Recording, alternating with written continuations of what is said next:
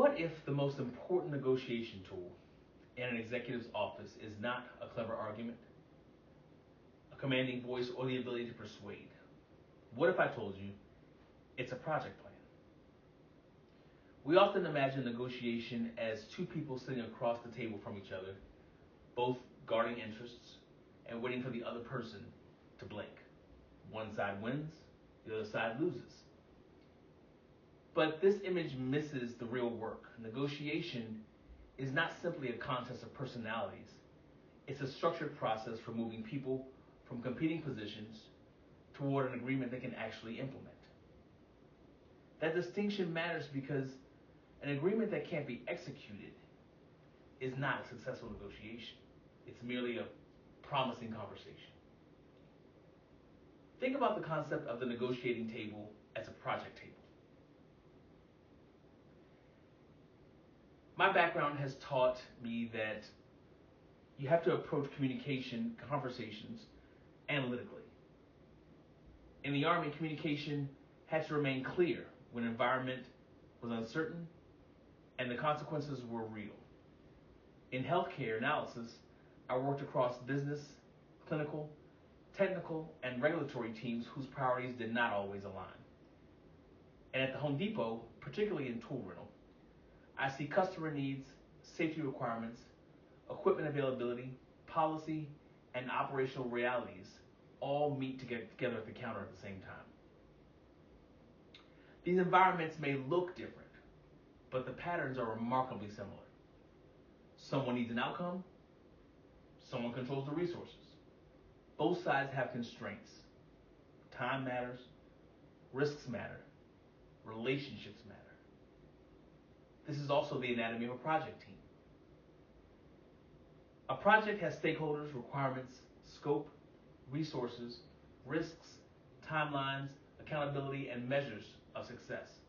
So does negotiation. When executives treat negotiation as a single meeting, they focus on what will be said. But when they treat it like a project, they focus on what must be understood, decided, delivered, and sustained. Step 1. Prepare beyond your position. The first step is preparation. Before entering the room, the executive should understand 4 things about both organizations.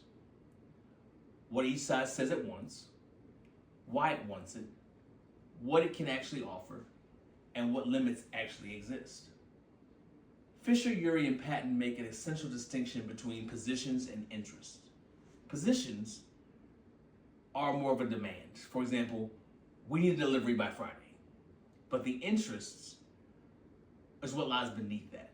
A delivery by Friday will protect a launch date or a customer commitment or even revenue targets.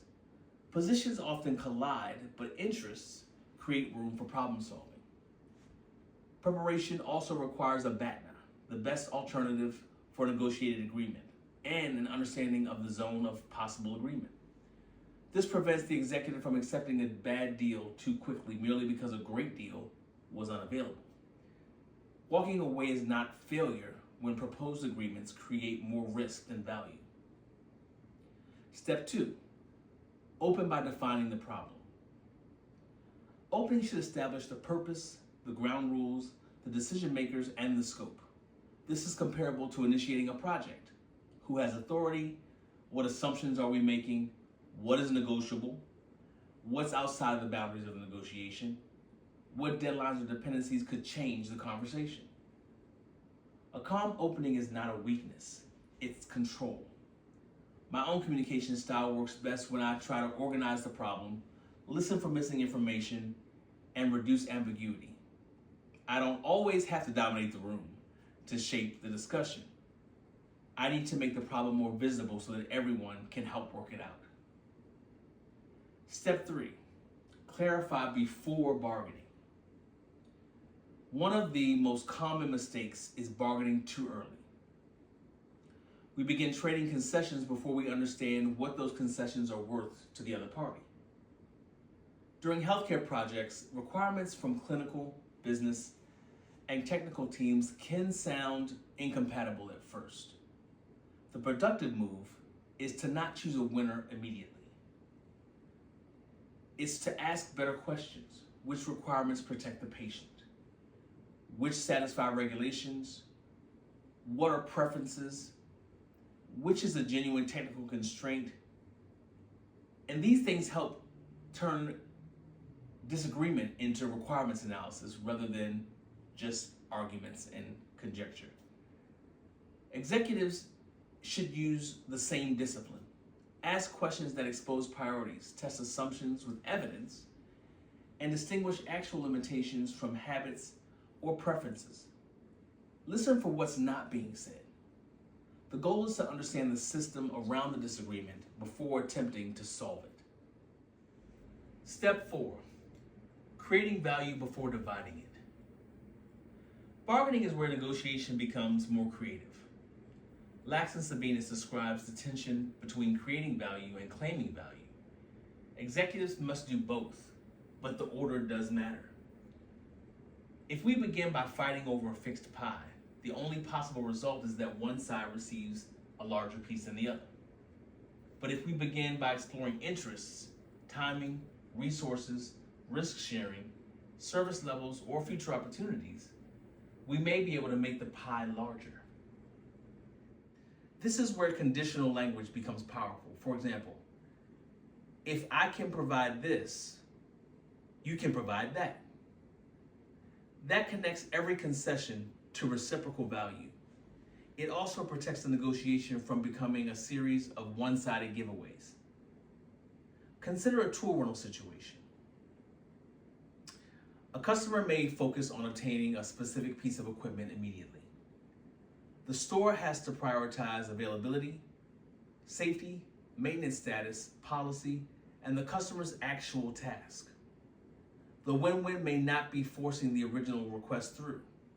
It may be identifying another tool, changing the timing, arranging an alternative, but most importantly, clarifying the job well enough to produce a safe, more useful solution.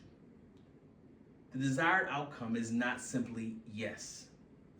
It's the value that works after the customer leaves the counter. Step 5, close like an executive. Closing is not merely the moment when everyone nods. It's the moment when the agreement becomes operational. Who will do what? By when? With what resources? How will performance be measured? What happens when assumptions change? And how will we resolve disputes?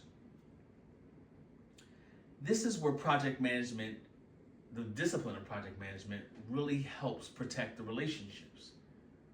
Clear responsibilities and timelines prevent two parties from leaving the same conversation with different agreements in mind. Change control prevents every new condition from becoming a new conflict.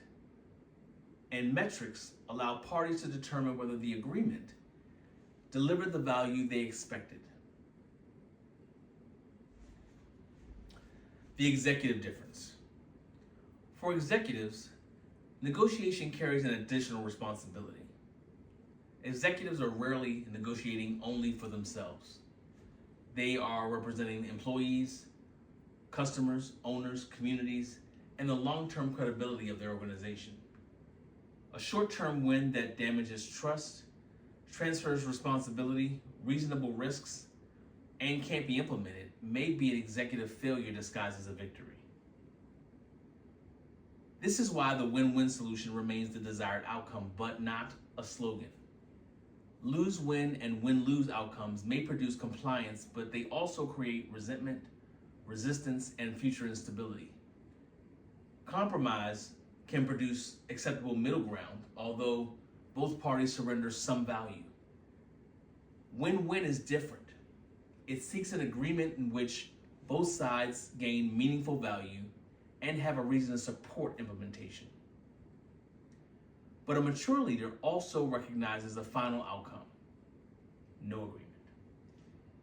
If a proposal falls below either organization's minimum requirements or performs worse than its alternatives, the reasonable decision is to be to maybe pause, to redesign, or even walk away.